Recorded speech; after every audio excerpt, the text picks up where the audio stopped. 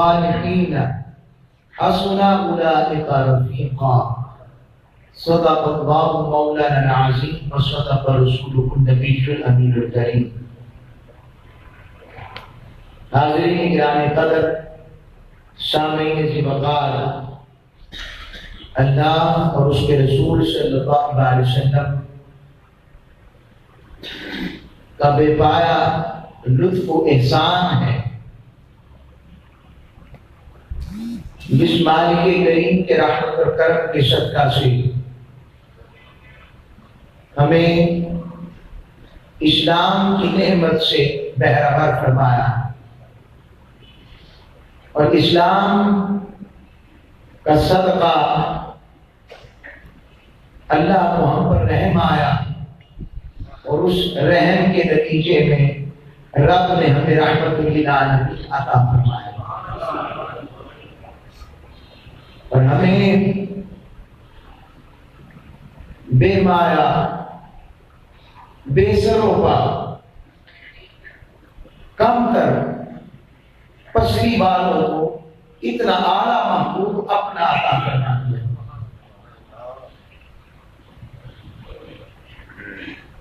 اور پابند ہمیں نہیں محبوب کو رکھا، اور محبوب کو کیسا بنایا؟ محبت اس کی ہے مگر پرواہ ہماری کرتا ہے۔ سبحان اللہ، سبحان اللہ۔ حضور کو پرواہ اپنی امت کی ہے، محبت اس سے ہے، اس کے محبوب ہیں، پرواہ ہماری ہے۔ کیا سراپا رب نے بنایا اپنے محبوب کا، اور پھر ان محبت والوں کے لیے رب نے جو قدردان پیدا کیے، اس محبت کے حق ادا کرنے والے پیدا فرمائے۔ سبحان اللہ۔ میں اکثر کہا کرتا ہوں کہ اگر نفرت والے حضور کے لیے جو حضور سے نفرت کی انتہا کرتے تھے، حضور کی ذات کی وجہ سے نہیں، سرکار کے پیغام اور نظام کی وجہ سے، ذات پر کسی کو اعتراض نہیں تھا، ذات تو ایسی تھی، بس اعلان نبوت بھی کیا تھا، نبی تو وہ ہے۔ اب قیامت تک جس کی نبوت ہے وہ ذات مصطفیٰ ہے۔ سبحان اللہ، سبحان اللہ۔ تو جب نبوت ختم نہیں ہو سکتی تو نبی کیسے ختم ہو سکتا ہے؟ جسے رب نے رحمت کہہ دیا تو رحمت بھی کبھی ختم ہوتی ہے؟ کیا سمجھ رہے ہیں؟ جسے رب نے کہہ ہی رحمت دیا، اور یہی رحمت کہا کہ کسی خاص گروہ کے لیے، جہاں تک اس کی بادشاہی ہے، جہاں تک اس کی بادشاہی کی دسترس ہے، اور کوئی جگہ ایسی ہے ہی نہیں جو اس کی دسترس سے بادشاہت سے باہر ہو۔ رب نے کہا جہاں جہاں میری بادشاہی ہے وہاں وہاں میرے محبوب کی رحمت کی چار اثر ہے۔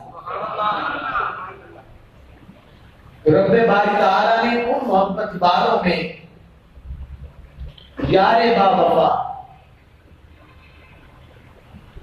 کشتہ عشق رسول، پیکر صدق و صفا، رمز شناسائی مصطفیٰ، وزیر مصطفیٰ، چاہت مصطفیٰ، قریب مصطفیٰ، تریاق عاشقہ، اور زبدۃ العشقہ عشاق سیدنا صدیق اکبر ابوبکر صدیق رضی اللہ تعالیٰ کی ذات مقدسہ، تاجدار نقش بند، سارے سلاسل مولا علی شیر خدا سے شروع ہوتے ہیں، سلسلہ نقش بند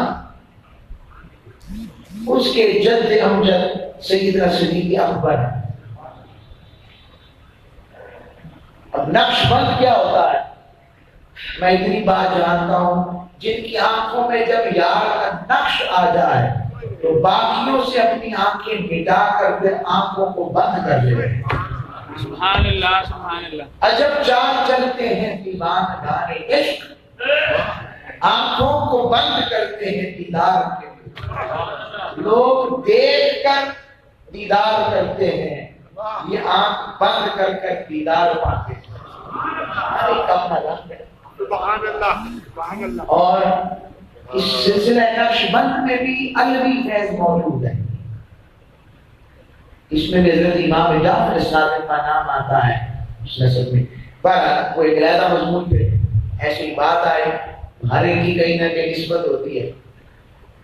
اللہ نے فرمایا ان الذین یغضون اصواتهم عند رسول اللہ اولئک الذین امتحن اللہ قلوبهم للتقوی. یہ آیت آج بھی سرکار کے حجرے کے بعد لکھی ہوئی. سبحان اللہ.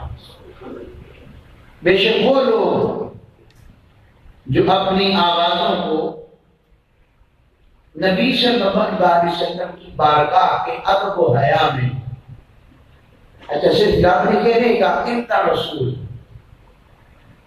رب نے کہا نہیں، پورا تعارف انت رسول اللہ، اللہ کے رسول کے رسول.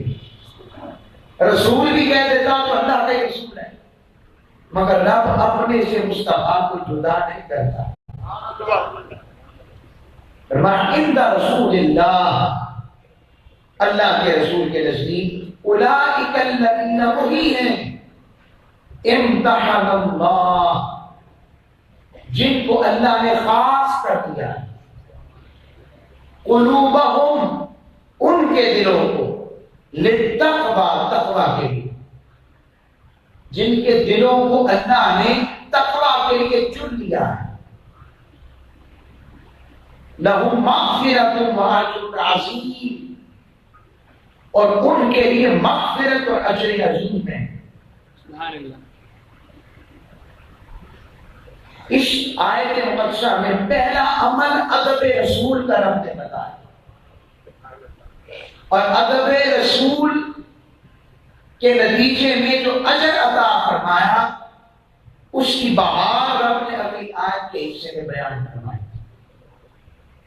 فرمایا بے شک وہ لوگ جو یغضون اصواتهم، ادب مصطفیٰ میں، محبت مصطفیٰ میں اپنی آوازوں کو پست رکھتے ہیں.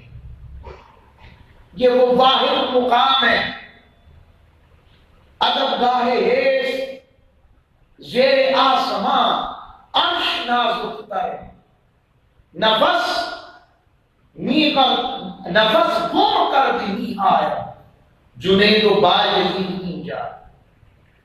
بایزید اور جنید کیا؟ ابو بکر و عمر و ایجا، جبرائیل و میکا ایجا، کل المخلوق ایجا. یہ وہ مقام ہے عرش سے بھی نیچے، عرش کے نیچے، عرش سے ایک نازک مقام ہے، عرش سے بھی نازک. عرش استعارہ ہے ذات رب باری تعالیٰ کے مقام، جیسے رب باری تعالیٰ عرش پر اپنی شان قدرت جیسے چاہ وہ ہے. فرمایا ادب گاہ ہے، اس عرش کے نیچے فرش پر ایک ایسا مقام ہے جہاں پر حضرت باجزید بستامی جیسے رب کے عاشق، حضرت جنید بغدادی جیسے رب کی بارگاہ میں فنا ہو جانے والے، وہ بھی جب اس بارگاہ مصطفیٰ میں پہنچتے ہیں نفس گم کر دی آئے، اپنے سانسوں کو بھی روک لیتے ہیں. اونچی آواز ہوئی، زندگی بھر کا سرمایہ آیا. ادب مصطفیٰ علیہ السلام کے نتیجے میں تو میں نے تضمین لگائی کہ نہیں، حضرت جنید و باجزید تو بہت بعد والے، حضرت ابو بکر عمر بھی ایسا کرتے، سبحان اللہ. حضرت جبرائیل و میکائیل بھی ایسا کرتے، حتیٰ کہ کل کائنات حضور کی بارگاہ میں سجدہ ہوئے ادب مصطفیٰ میں. اب ایک سوال دن میں آ سکتا ہے، ایسے میرے ذہن میں آیا، میں بتا دیتا ہوں بھئی آپ بھی تو اتنا لاؤڈ بات کر رہے ہیں، سب کو خطاب کر رہے ہیں، پھر آپ اونچی اونچی آواز سے رات بھی سنتے اور پڑھتے ہیں، تو یہ بھی آواز اونچی ہو جاتی ہے، اس کے بارے میں کیا خیال ہے؟ یاد رکھیے یہاں آواز اونچی کرنے سے مراد وہ ہے جس میں محبوب کی شان گھٹتی ہوئی محسوس ہو، استغفر اللہ، جس سے محبوب کو اذیت ہو، جس سے سرکار کو تکلیف ہو۔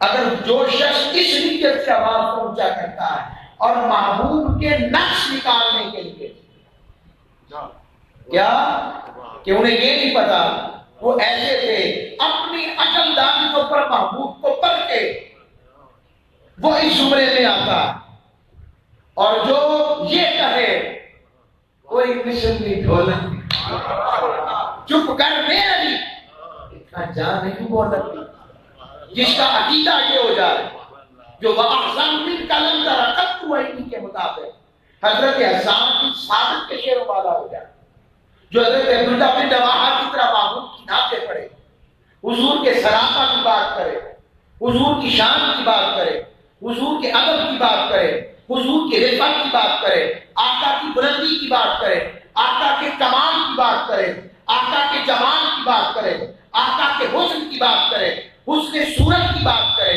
حسن سیرت کی بات کرے، حسن کردار کی بات کرے، حسن معیشت کی بات کرے، حسن حکمرانی کی بات کرے، حسن تجارت کی بات کرے، بس جس زاویے پر بات کرے تو محبوب کی شان گھٹے نہیں، گھٹتے ہوئے محسوس نہ ہو، بڑھتے ہوئے نظر آئے۔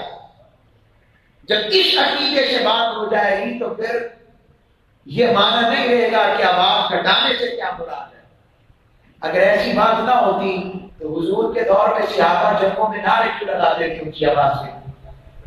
بلال حبشی اذان کیوں دیتے تھے بلند آواز سے؟ آگے بات سمجھ؟ میں یہ کرنا چاہتا ہوں، یہی تو درود و سلام کا بھی مقصد ہم کے پڑھتے ہیں۔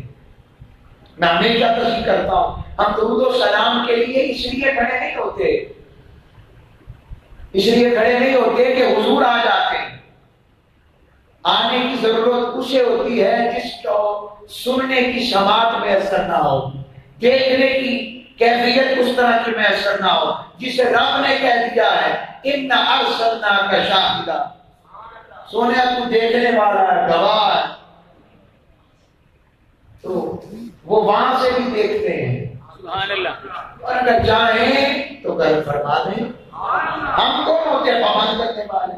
یہ تو عقیدہ ہی نہیں ہمارا، آگے نا بات سمجھ۔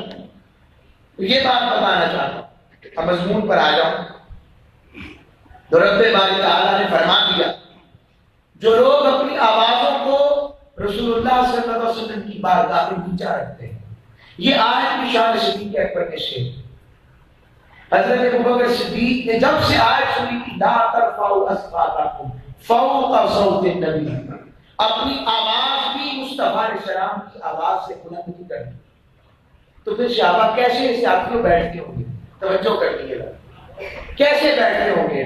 میرا ایک گمان ہے، ہو سکتا ہے اس میں کمی رہ جائے، وہ ایسے بیٹھتے ہوں گے، پہلے حضور کی بارگاہ میں آ کر بیٹھتے ہوں گے، بیٹھ کر دیکھتے ہوں گے آقا السلام کی آواز کا لیول کیا ہے، لیول دیکھ کر پھر اپنی آواز کو اس آواز سے نیچے کرتے ہوں گے، پھر حضور سے بات کرتے ہوں گے، پھر اور وہ بھی کلام یہاں سے شروع ہوتا ہوگا ابھی انت و امی فداک ابی و امی یا رسول اللہ، میرے ماں باپ آپ پر قربان میرے آقا۔ حضرت ابوبکر صدیق رضی اللہ تعالیٰ عنہ ایسے کلام فرماتے جیسے حضور سے سرگوشی فرماتے، سرگوشی کے ساتھ بات کرتے، یہ ان کا ادب تھا، اور اس ادب نے صدیق کو سارے صحابہ صدیق ہیں، کیا سارے صحابہ مقام صدیقیت پر ہیں، مگر صدیق اکبر ابوبکر،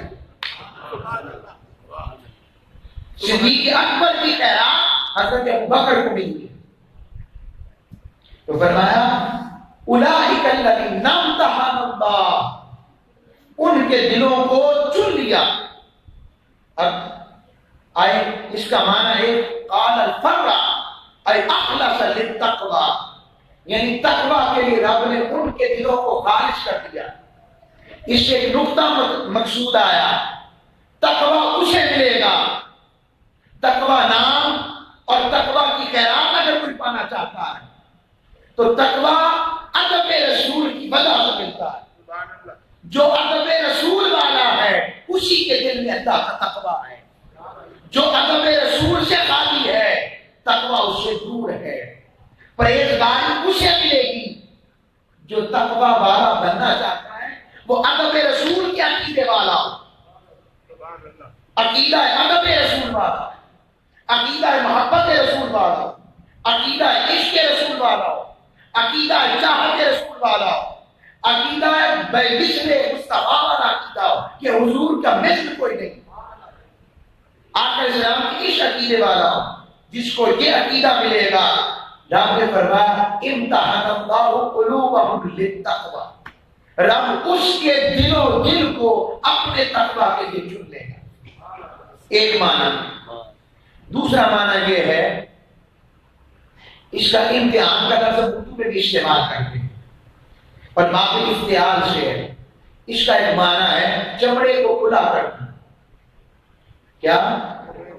چمڑے کو کھلا کرنا. رب نے اس میں بھی ایک حکم بتا دیا. اگر یہ معنی ہو جائے چمڑے کو کھلا کرنا امتحان کا، اور پچھلی آیت کے ساتھ جوڑے، رب فرما رہا ہے وہ لوگ جنہوں نے ادب رسول میں اپنی آوازوں کو پست کر لیا، اور صحابہ نے آوازوں کو کیا، اپنی سانسوں کو بھی بند کر دیا. آقا اسلام کی بارگاہ میں صحابہ بیٹھتے تو یوں بیٹھتے جیسے ان کے سروں پر پرندے بیٹھے ہوتے ہیں. اور یاد رکھو پرندہ متحرک جگہ پر نہیں بیٹھتا، پرندہ وہیں بیٹھتا ہے جہاں ساکن ہو. صحابہ نے ادب رسول میں اپنے جسم کی سانسیں بھی ساتھ کر دی، سانسوں کو بھی بند کر لیتے. اور رب نے کہا کہ تم نے یہ کیا تو امتحن اللہ قلوبہم للتقوی، یہ چمڑے پہ بنا ہوا ہے، چمڑا ہی ہے. رب نے کہا میں نے تمہارے دلوں کو اپنے تقوی کے لیے کھول دیا. لوگوں اگر تقوی چاہتے ہو تو ادب رسول والے بنو، ادب رسول والے.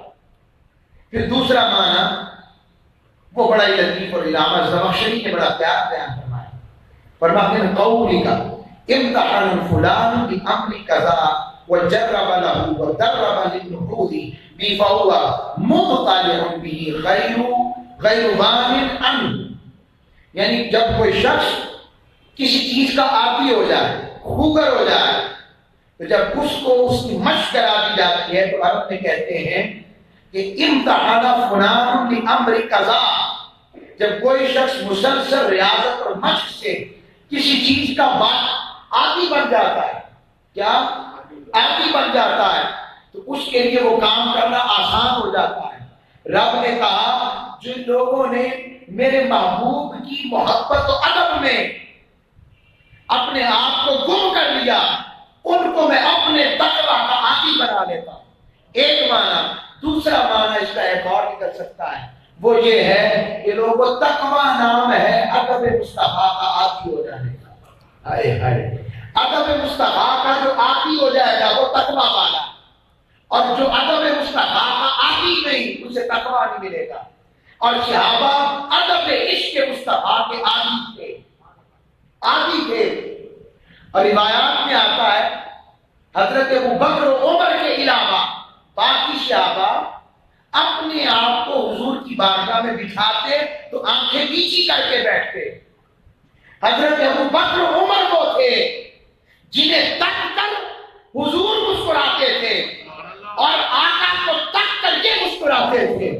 یہ آقا کو تکتے تھے، آقا ہی تکتے تھے. لوگوں یہ ہے عادی ہو جانا. ابو بکر و عمر عادی یہ محبت مصطفیٰ تھے، اس لیے رب نے انہیں صدق و صفات کا پیکر بنایا. اب صدیق کون ہوتا ہے؟ یہ تو میں نے آپ کو چند باتیں، 3 باتیں بتائی ہیں اس آیت میں. پہلا بات ہے یہ بات فرمائی جو میرے محبوب کا ادب کریں گے 3 چیزیں دوں گا.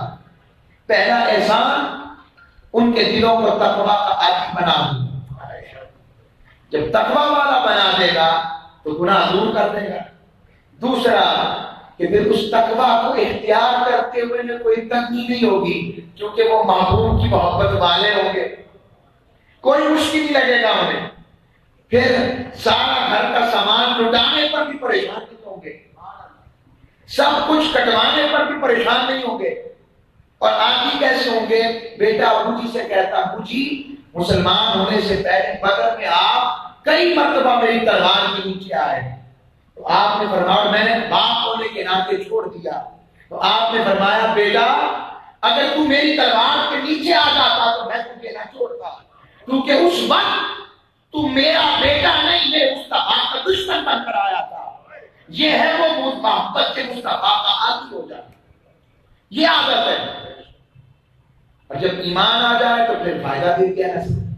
یہ بھی ذہن سے نکال دے کہ نوح علیہ السلام کا بیٹے کو فائدہ نہیں دے سکی نوح علیہ السلام, لوط علیہ السلام کی بیوی کو فائدہ نہیں دے, اپنی بیوی کو لوط علیہ السلام نہیں بچا سکے. یاد رکھیے فائدہ دینے کے لیے ایمان ہونا چاہیے. ایمان ہوگا تو فائدہ ہے, نسبت دنیا و آخرت کا فائدہ ہو, یہ یاد رکھ لینا. تو اگر حضور ہمیں فائدہ دے سکتے تو اپنے اجداد کو کیا فائدہ ہو؟ سبحان اللہ. اپنے ابوین کو کیا فائدہ دیں؟ حضور سب کو فائدہ دیں. حضور یہ فائدہ اپنی امی جی کو دیں کہ دنیا میں آئے تو یہاں بیٹھ کر شام کے بعد دال کھا لیں. میں ہمیشہ جملہ کہا کرتا ہوں, ہم گندے برتن میں دودھ نہیں ڈالتے. رب شرک والے برتن میں مصطفیٰ کو کیسے بھیج سکتا ہے؟ میری الگ ایمان کی جو طاہر کائنات ہے.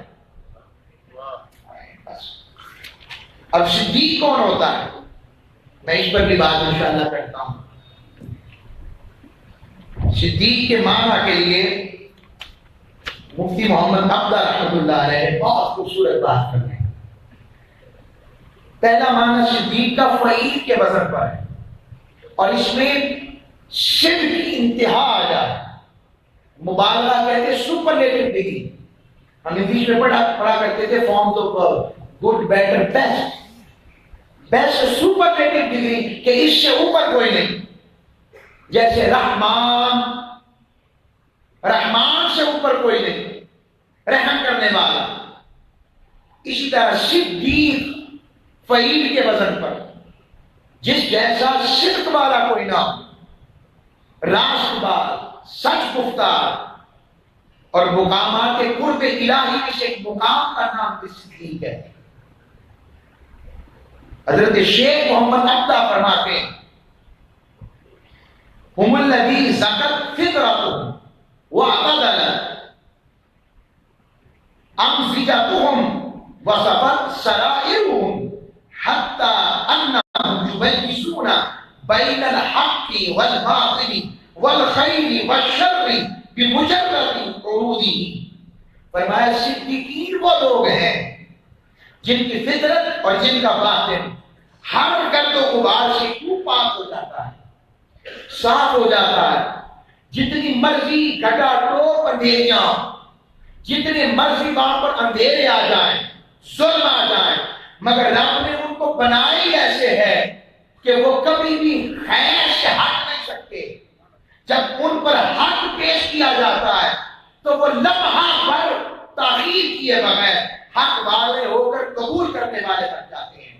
خیر اور شر میں کبھی بھی وہ مخمسے کا, تذبذب کا, وسوسے کا, تشویش کا, پریشانی کا شکار کنفیوز نہیں ہوتے کہ یہ ٹھیک ہے یا یہ ٹھیک ہے.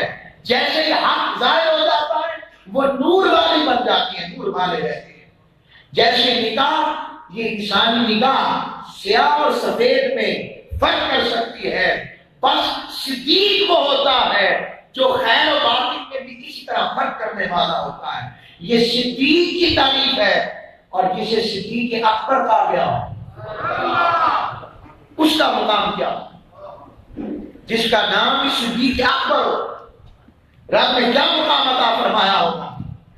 اور جسے آ کر جسے مولا علی کہیں کہ لوگوں خدا کی قسم ابو بکر کے لیے لقب صدیق رب نے عرشوں سے اتارا. یہ مقام صدیق اکبر ہے. اور آقا صلی اللہ علیہ وسلم ان کے لیے فرمائیں. ایک عجیب روایت سنانے لگا ہوں, یہ آپ شاید آپ نے سنی ہو. یہ روایت جو سنا رہا ہوں امام طبرانی نے روایت کی, حیثمی نے, امام احمد بن حنبل نے روایت, پھر اس کو امام ابن سعد نے اب تک طبقات الکبریٰ میں روایت فرمایا.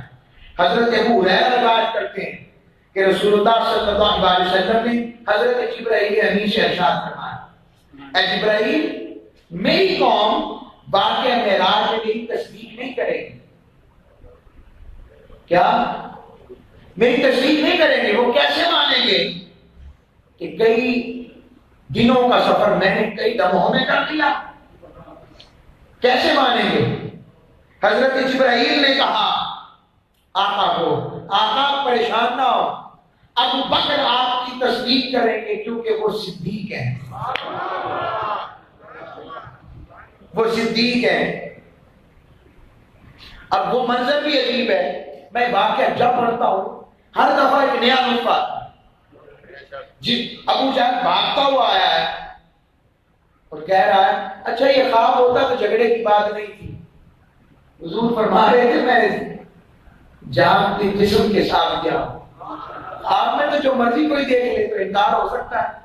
ہمیشہ کہا سکتا ہوں کئی لوگ امریکہ پہنچے ہوتے ہیں اور کوئی لوگ مدینے پہنچے ہوتے ہیں, کئیوں کو اور کئیوں کے پاس مدینے والے آ جاتے ہیں, کرم فرما دیتے ہیں, کئی بلا کر دیتے ہیں. ان کا کرم ہے نا, آقا کا کرم ہے. ایک سیرت ہے, سیرت نبی بعد از وصال النبی, حضور کی سیرت وصال کے بعد کہ آقا نے کیسے کیسے اپنے غلاموں پر کرم فرمایا. سیرت نبی بعد از وصال النبی, موقع ملے تو اس کو پڑھیے گا.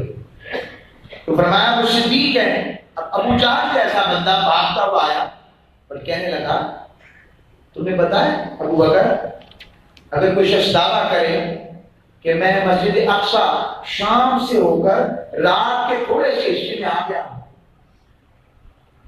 اور میں واپس آیا, بستر بھی گرم تھا, پانی بھی چل رہا تھا, میری دروازے کی کنڈی بھی ہل رہی تھی, کیا خیال ہے؟ میں یہ نہیں ہو سکتا, یہ اکروفین سے معاملہ چیز ہے. بس ساتھ ہی بغیر بجانے لگ پڑا, کہنے لگا آج ابو بکر کا ایمان ہے بیچ, آج ابو بکر کے ایمان کا سودا ہو جائے گا.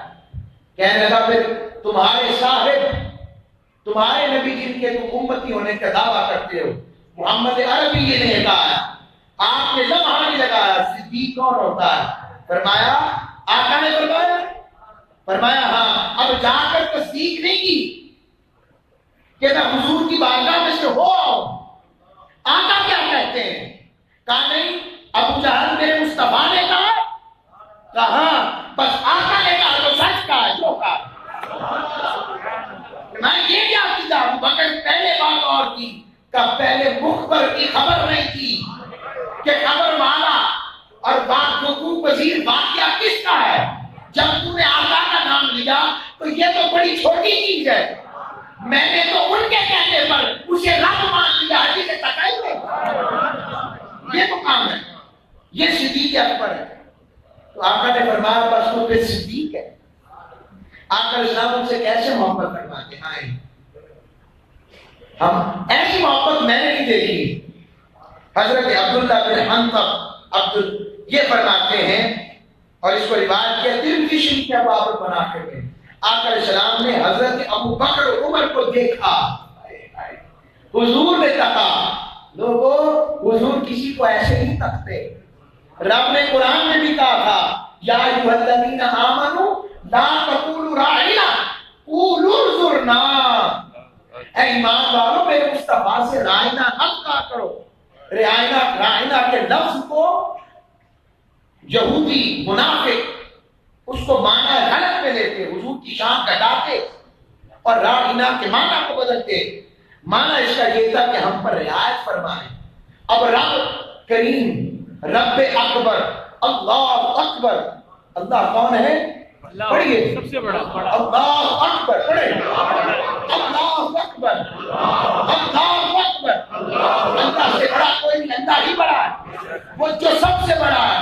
اپنی بنائی ہوئی مخلوق یعنی محمد مصطفیٰ علیہ السلام آپ کی ذات مطہرہ کی بارگاہ کا ادب سکھا رہا، اور ادب سکھاتے ہوئے صرف ادب بتا نہیں رہا، لفظ بولنا کیا ہے وہ تک بتا رہا ہے۔ مالک خود کو بنایا ہے، کب بنایا مخلوق ہے، اور یہ بتانا چاہتا ہوں ادب بتا کر کے محبوب ہے۔ مالک بڑا تو ہے، کا محبت چھوٹا بڑا نہیں دیکھتی، محبت محبوب کو تکتی ہے۔ میں تو وہ بات کرتا ہوں رب کی محبت میں، رب نے فرمایا کہ میں تو وہ چاہتا ہوں کہ ہر بات میرے محبوب کی اونچی ہے۔ تو رب نے کہا قول انظرنا، کیا کرو آقا ہم پر نظر کرم فرمائیں۔ یہ آیت آج بھی ایسی ہے، کوئی اس کا انکار نہیں کر سکتا، یہ نص خط یہ قرآن ہے، آج بھی ایسی ہے۔ کوئی کہے کہ صحابہ کے دور کے لیے تھی تو پھر منسوخ ماننا پڑے گا اسے، اور 1400 سال کے مفسرین نے کسی نے اس کو منسوخ نہیں کہا کہ یہ ختم ہو گیا ہے، کہ اس کے بجائے کوئی اور آیت آئی تو پھر اس کا ناسخ بھی لانا پڑے گا۔ اور اگر ہم اسی طرح آیتوں کو منسوخ کرنے لگ پڑے، کل کو کوئی اٹھ کر کہے گا کہ نماز بھی صحابہ کے لیے اتری تھی، ہمیں تھوڑی کہا، پردے کے احکام بھی صحابہ کے لیے اترے تھے، ہمارے بھی تھوڑی اترے، یہ تو ان کے لیے خاص تھا، ہمارے لیے تھوڑی ہے شراب حرام ہو۔ پھر کہے گا کوئی ذہن میں آ سکتا پھر تو پورا قرآن ہی صحابہ کے لیے آیا تھا، ہمارے لیے تھوڑی آیا۔ ایسے تو اسلام کا مذاق بن جائے گا، اسلام کے احکام کا مذاق بن جائے گا اگر کوئی اس کو اس معنی میں لے نہیں کہ صحابہ کے دور کے لیے تھا۔ اگر نظر کرم کی بھی صحابہ کے دور کے لیے تھی تو رب قرآن میں آیت بڑھا کر کہتا صحابہ یہ صرف تمہارے لیے ہے، ہم والوں کے لیے نہیں ہے۔ کہہ سکتا تھا کہ نہیں؟ جب رب نے نہیں کہا تو پھر ہم کون ہوتے ہیں اس میں اپنا ترجمہ تفسیر بدعت استعمال کرنے کا؟ یہ تفسیر بدعت ہے، بدعت سیئہ کہ حضور السلام کی بات کو رب کی بات کو قید کرنا 1400 سال میں کسی نے نہ کیا ہو۔ جو شخص رب کے بنائے ہوئے قانون کو بدلے یا رب کے منشاء حکم کے خلاف نئی بات کرے اسی کو تو بدعت کہتے ہیں۔ آج کی بات سمجھ، جو حضور کے دور میں جس کا اثر نہ ہو، اس کی اثر کہاں ہے حضور کے دور میں؟ اگر حضور کے دور میں اثر، حضرت امام زین العابدین نے فرمایا بلغ سلامی روضۃ فیہا النبی المعطر، سبحان اللہ، کہہ دو پابند میں ہے، اور امام زین العابدین نعت پڑھ رہے ہیں اور فرما رہے ہیں اے میرے شبا ہوا میرا سلام حضور کی بارگاہ میں پیش کر دے، تو نظر کرم کی بھیک مانگنا۔ تو رب نے کہا، آقا اسلام نے فرمایا اب اس نظر کو دیکھیں، کہا سونے ہو، رب نے کہا میرے بندو میرا محبوب کا بولنا تو درکنار، وہ تو جس پر نظر کر دے اس پر نہ مان۔ اس حدیث سے میں نے تشریح شرح کرتے ہوئے کہا کہ حضرت ابو بکر عمر کو دیکھا تو ارشاد فرمایا، اور کیا ارشاد فرمایا؟ ھذان السمع والبصر، آقا نے فرمایا یہ ابو بکر عمر ایک میرے کان ہے ایک میرا آنکھ ہے، فرمایا کہ میرے آنکھ اور کان ابو بکر عمر ہیں۔ حضور نے فرمایا میرے کان اور میری آنکھیں عمر ہیں اور ابو بکر ہیں۔ دیکھو کیا شان عطا کر رہے ہیں رب، یہ لوگوں یہ میری کانوں کی مانے، یہ میری آنکھوں کی مانے۔ یہ حضرت ابو بکر رضی اللہ تعالیٰ عنہ، حضرت عمر فاروق رضی اللہ تعالیٰ عنہ کی شان میں آقا صلی اللہ علیہ وسلم کے ارشاد فرمایا۔ حضرت قتادہ سے روایت، حضرت انس بن مالک روایت کرتے ہیں کہ آقا اسلام جبل احد پر تشریف لائے اور آپ کے ہمراہ حضرت ابو بکر، عمر اور حضرت عثمان غنی تھے۔ اچانک پہاڑ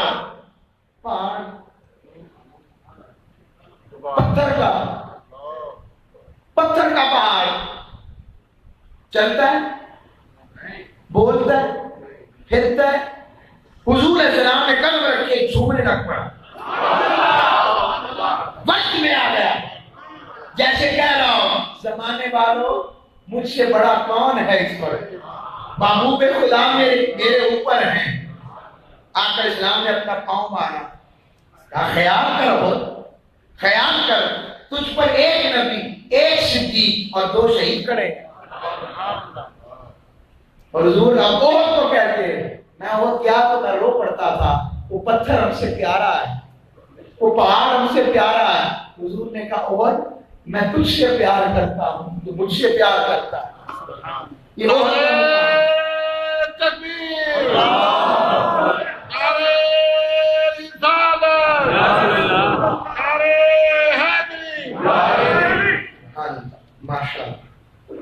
یہ آقا علیہ السلام کی محبت کا اثر ہے، اور حضرت ابوبکر صدیق رضی اللہ تعالیٰ عنہ کی عشق و محبت کا عالم کیا ہے، میں اس پر آقا علیہ السلام کی بارگاہ سے بات پیش کر دیتا ہوں۔ حضرت حسان بن ثابت کی بارگاہ میں جاتے ہیں، امام زہری نے اس کو بیان فرمایا، امام حاکم نے روایت کیا، آقا علیہ السلام نے حضرت حسان بن ثابت سے فرمایا، آقا نے فرمایا، کیا فرمایا؟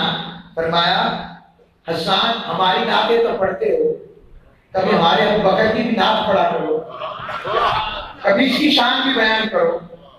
انہوں نے کہا اس کی آقا حاضر ہے، وہ کلام مجھے سناؤ، میں سنوں گا۔ منقبت صدیق اکبر پڑھنا حسان کی سنت ہو گئی، اور سننا مصطفیٰ کی سنت ہو گئی۔ حضرت حسان یوں گویا ہوئے، فرمایا وہ غار میں 2 میں سے دوسرے تھے، جب وہ حضور کو لے کر جبل سور پر چڑھے تو دشمن ان کے گرد چکر لگا رہے تھے، اور تمام صحابہ کو معلوم ہے حضرت ابوبکر رسول اللہ کے محبوب ہیں، اور آپ کسی شخص کو ان کے برابر شمار نہیں کرتے۔ یہ سن کر روایت میں آیا، یہ سن کر آقا علیہ السلام ہنس پڑے، مسکرائے نہیں، ہنس پڑے، یہاں تک کہ آقا کے دندان مبارک کے نور کی روشنی نظر آنے لگی۔ حسان نے کتنی سچی بات کی، فرمایا، اور آقا نے فرمایا اے حسان تو نے سچ کہا ہے، وہ ابوبکر بالکل ایسا ہی ہے جیسا تو نے کہا۔ تصدیق کی حضور کر رہے ہیں، ارے جس کی تصدیق حضور کرے، جس کی صداقت کا علم میرا قرآن میں رب بلند کرے، اس کو کون صدیقیت کے مقام سے ہٹا سکتا ہے؟ پھر زمانے ادھر ادھر ہو سکتے ہیں، جسے رب نے صدیق کہا ہو، مصطفیٰ نے کہا ہو، وہ مقام صدیقیت سے نیچے نہیں آتا۔ سبحان اللہ، ان کا مقام قربت مصطفیٰ میں کیا ہے؟ سنن ابی داؤد کی حدیث دے رہا ہوں، حدیث نمبر 4661، آقا علیہ السلام پر مرض وصال کی کیفیت، اور آقا علیہ السلام نے حکم دیا ابو بکر کو کہ لوگوں کو کہا، اور امہات المومنین کو کہا، صحابہ کو کہا کہ ابو بکر رضی اللہ تعالیٰ عنہ میری جگہ نماز پڑھائیں، میری جگہ نماز پڑھائیں۔ اور آقا علیہ السلام نے حکم دیا تو لوگوں نے کہا کہ حضرت ابو بکر رقیق القلب ہیں، محبت مصطفیٰ میں فریفتہ ہیں، آپ مصلی رسول پر اس کیفیت میں کھڑے نہیں ہو سکیں گے، تو ان کی کیفیت برداشت سے باہر ہو جائے گی، ان کی طبیعت خراب نہ ہو جائے۔ تو حضرت عمر فاروق کو کہا کہ آپ نماز پڑھائیں، اور جب حضرت عمر فاروق نے نماز شروع کی، آقا علیہ السلام نے اپنے حجرے مبارک میں حضرت عمر فاروق کی نماز اور قرات سن لی، حتی خرج النبی حتی اقلع رأسه من حجرته ثم قال لا يصلي للناس ابن ابي قحافہ، فرمایا نہیں سوائے ابو بکر کے تمہیں کوئی نماز میرے ہوتے نہیں پڑھا سکتا۔ حضور نے فرمایا، حضور نے ارشاد فرمایا نہیں، اپنا چہرہ اقدس اس حالت مرض میں حضور نے کیرتی مبارک سے نکال کر کہا لا نہیں، ابن ابی قحافہ کے علاوہ نماز کوئی نہیں پڑھائے گا۔ یہ مقام صدیق اکبر ہے حضور کی بات۔ آقا علیہ السلام ایک کام سے گئے، اور حضور کی محبت میں حضرت صدیق اکبر کا عشق ایسا تھا میں اس حدیث کو پھر لاتا ہوں. عشق کیسا تھا؟ عشق کیسا تھا؟ آپ پہلے خطیب ہیں. آپ حضرت ابوبکر صدیق رضی اللہ عنہ پہلے خطیب جنہوں نے اسلام کی حضور کے بعد سب سے پہلے خطابت کا سر انجام دیا. پہلے خطیب تو ایک مقام پر حضرت ابوبکر صدیق اور حضرت فاروق اعظم آقا صلی اللہ علیہ وسلم جمع ان کے ساتھ میت میں. تو لوگوں نے میرے آقا اسلام کو زد و کوب کیا. کیا؟ میری سرکار دو عالم صلی اللہ علیہ وسلم کو مارا، زد و کوب کیا. لوگوں ہمیں تو دین ایسے ہی مل گیا ہے. یار سے پوچھو کہ اس کے ساتھ کیا کی گئی اور رب نے اپنے محبوب کو کس کس آزمائش میں گزار کر یہ مقام عطا کیا. کسی کی جرت تھی ایک فرشتہ بھی میرے حضور کے ساتھ رہتا ہوا بچاتا رہتا تو کس کی کیا جرت تھی. اگر ہجرت مدینہ کی رات نظر نہیں آ سکتے اب بھی دکھتے نا. رب نے عملی طور پر بتایا کہ لوگوں میرا مصطفیٰ سب کچھ معجزات کے زور پر نہیں، عملی طور پر دین کو اس نے ایسا پروان چڑھایا ہے کہ دین نظر آ رہا ہے. وقت بالکل قریب ہے گیا. حضرت ابوبکر صدیق رضی اللہ تعالیٰ عنہ کھڑے ہو گئے اس جوش محبت مصطفیٰ میں. فرمایا تمہیں کیا ہو گیا ہے؟ تم میرے آقا کو کیوں مارتے ہو؟ صرف اس لیے؟ انہوں نے کہا ہے میرا رب اللہ ہے. لوگ ایک دوسرے سے کہنے لگے کہ کون ہے؟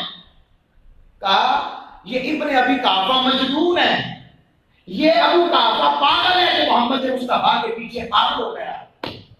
لوگوں محبت مصطفیٰ میں پاگل ہونے تک لوگوں نے کہا ابو بکر کیسے صاحب جی فہم جی عقل کو انہوں نے پرواہ نہیں کی. اس لیے کہتے ہیں عاشق عام لوگوں کی نظر میں پاگل ہی ہوتا ہے.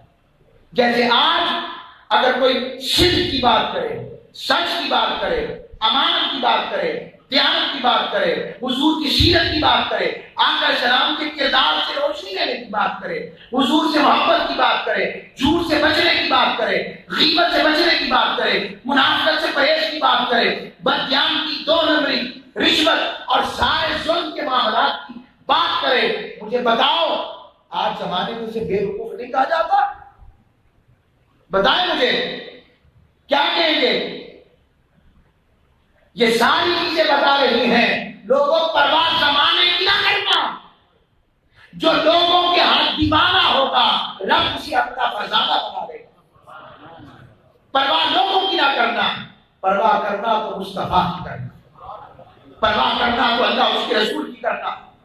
حضرت صدیق اکبر کا وقت وصال آیا، بس اس پر ختم کر. مولا علی شیر خدا کو بلایا، کہا علی میرے پاس آؤ. پاس آئے، کہا مجھے ان ہاتھوں سے دفنانا اور کفن دینا اور غسل دینا جن ہاتھوں سے تم نے میرے آقا کو غسل دیا تھا، دفنایا تھا، دفنایا تھا. یہ وصیت ابو بکر ہے، یہ مولا علی کو کہہ رہے ہیں. اور مولا علی شیر خدا نے ایسے ہی کیا اور پھر اگلی وصیت کی. فرمایا یہ عقیدہ ابو بکر دیکھیں. فرمایا جب میرا نماز جنازہ ہو جائے ایک دفعہ یار کی چوکھٹ پر لے کر جانا، حضور کی چوکھٹ پر جا کے رکھ دینا اور آواز دینا عقیدہ ابو بکر دیکھو. ہم کیا کرنے جاتے ہیں مدینے؟ پتھروں سے نہیں مصطفیٰ سے ملنے جاتے. یہ ہمیں ابو بکر نے بتایا ہے جو ان کے ساتھ کہیں گے اور آواز دے کر کہنا آقا ابو بکر آیا ہے، یار غار آیا ہے. اگر دروازہ خود کھل جائے تو اندر حضور کے پہلو میں دفن کر دینا. اگر دروازہ بند رہے ہم سمجھ لیں گے کہ ہماری جگہ یہاں نہیں، باہر جنت البقیع میں ہے. ایسا ہی ہوا. حضرت مولا علی نے غسل کیا حضرت ابو بکر کو، کفنایا، دفنایا اور آپ کی میت پر کھڑے ہو کر حضرت مولا علی کے پورا خطاب فضائل مناقب علی المرتضی، حضرت مولا علی کے فضائل ابو بکر بیان فرمایا. اور جب آپ کی چوکھٹ، آپ کی جسد اقدس کو نماز جنازہ کے بعد لجایا گیا، آواز دی آقا یار غار آیا ہے، ابو بکر آیا ہے. روایات میں آتا ہے آقا اسلام کے حجرے کا دروازہ خود کھل گیا اور آواز آئی حبیب کو حبیب سے ملا دو، حبیب اپنے حبیب سے ملنا چاہتا، صدیق کے لیے ہے بس خدا کا رسول بس۔ اللہ ہم سب کو عمل کی توفیق دے اور تاجدار صداقت